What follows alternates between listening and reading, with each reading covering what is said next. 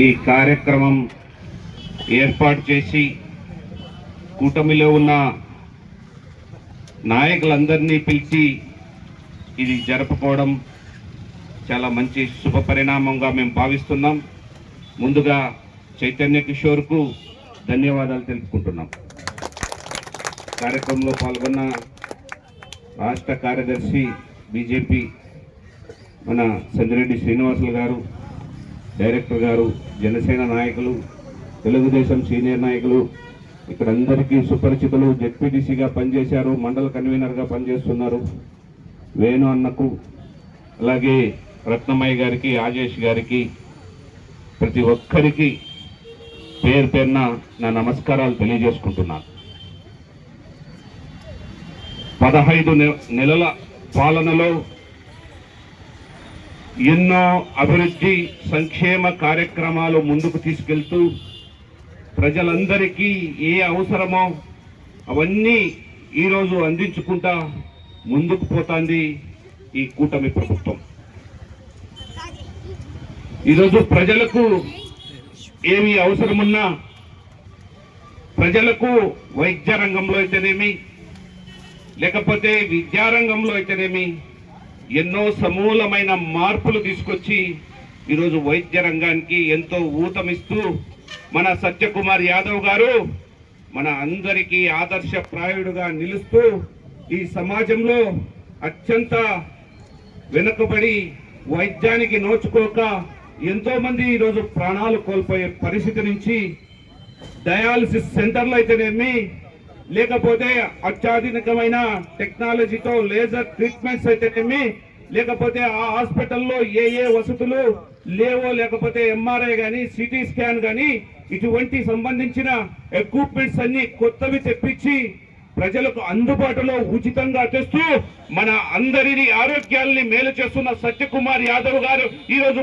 జన్మదినం సందర్భంగా మనమందరం కరతాల ధ్వనులతో ఆయనకు జన్మదిన శుభాకాంక్షలు తెలియజేయాలని మిమ్మల్ని అందరినీ వేడుకుంటున్నాను. మనకు ఇలాగే ఆయన నిండు నూరేళ్లు జీవిస్తూ ప్రజలకు సేవలు అందించాలనేది మా యొక్క అభిమతం.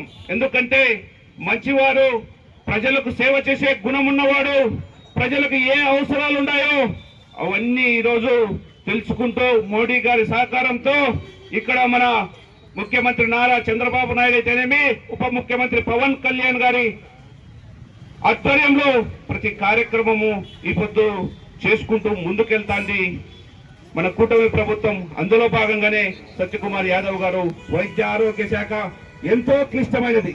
ఈ పొద్దు జగన్మోహన్ రెడ్డి గారు ఎక్కడ 17 హాస్పిటల్ తెచ్చి ఎక్కడ నిర్మాణం జరుపుకోకుండా ఈ పొద్దు పునాదులకే పరిమితమైన హాస్పిటల్ ని మళ్ళా ఈ పొద్దు అవన్నీ ఖచ్చితంగా కంప్లీట్ చేయాలని ఒక టార్గెట్ పెట్టుకొని ముందుకు పోతున్నారు.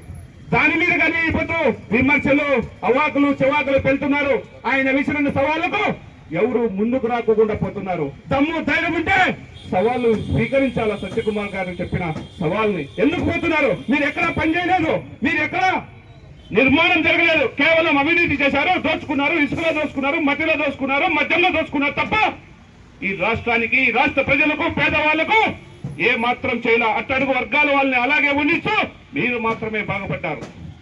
ఇలాంటి వాళ్లకు మనము బుద్ధి చెప్పాల్సిన అవసరము ఏర్పడిందని మనందరినీ మరొకసారి కోరుకుంటున్నాను. సోదరులారా, రేపు మన దేశ ప్రధాని, ప్రపంచ నేత, మనందరికీ ఆదర్శప్రాయుడైన నరేంద్ర మోడీ గారు జన్మదినం రేపు.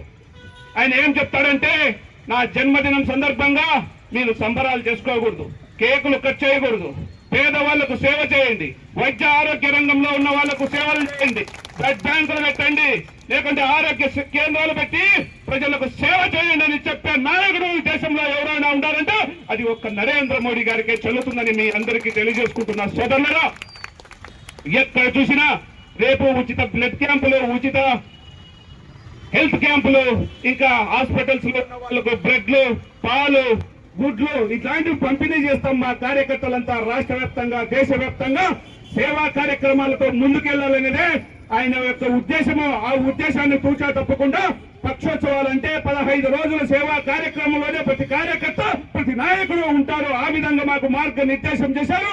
భారతీయ జనతా పార్టీ కార్యకర్తలే కాదు, మనకు కూటమిలో తెలుగుదేశం జనసేన నాయకులను కలుపుకొని ఏ కార్యక్రమైనా విజయవంతం చేయాలని మరొకసారి కోరుకుంటున్నా. ఎందుకంటే ఇది ఒక పండుగ వాతావరణం, 3 పార్టీల కలయిక ఒక పండుగ వాతావరణంలో ఏ కార్యక్రమం జరిగినా ఆ విధంగానే జరుగుతుంది. మొన్ననే చూసాం సూపర్ 6 సూపర్ హిట్ అనే కార్యక్రమం ఎంత విజయవంతమైందో దేశవ్యాప్తంగా చర్చ జరుగుతుంది. ఇటువంటి కార్యక్రమాలు 3 పార్టీలు కలిసి చేసినప్పుడు ఎంతో విజయవంతమైతే ప్రజలు ఆశీర్వదిస్తారో, ఇంకా మనం ప్రజలు ఆశీర్వాదం కావాలంటే మనం మంచి సంక్షేమ పథకాలు అందించాలా ప్రజలు ఎదురు చూస్తున్నారు. ఆ విధంగా ఈ పొద్దు ప్రభుత్వం ముందుకు పోతుంది. దార్శనికుడు చంద్రబాబు నాయుడు గారు అయితేనేమి, లేకపోతే పవన్ కళ్యాణ్ గారు అయితేనేమి, పైన మోడీ గారి సహకారంతో ఇక్కడ ఏమేమి హామీలు ఇచ్చారో, ఏమేమి అభివృద్ధి చేయాలో ప్రతి ఒక్కటి కూలంకషంగా చర్చించి ఈ రాష్ట్రానికి ఏమి ఇస్తే బాగుపడతారో, ఏ విధంగా ముందుకు పోతే ప్రజలకు అవసరాలు తీరుతాయని ఒకే ఒక గొప్ప సంకల్పంతో ఈ రోజు ముందుకు పోతాన్ని.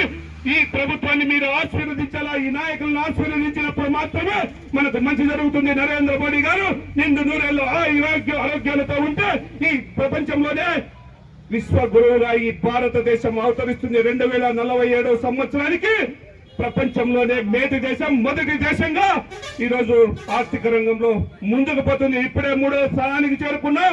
ఇంకా 20 సంవత్సరాల్లో మనం ఖచ్చితంగా విశ్వగురువుగా అవతరిస్తుంది. నరేంద్ర మోడీ గారి కళ నెరవేరుతుందని మీ అందరికీ తెలియజేసుకు మనం కానీ వికసిత్ భారత్ లో వికసిత్ ఆంధ్రలో భాగం కావాలని ప్రతి ఒక్కరిని కోరుకుంటూ ఈ అవకాశం ఇచ్చిన వారికి ప్రత్యేకమైన ధన్యవాదాలు తెలుపుకుంటూ భారత్ మాతా కీ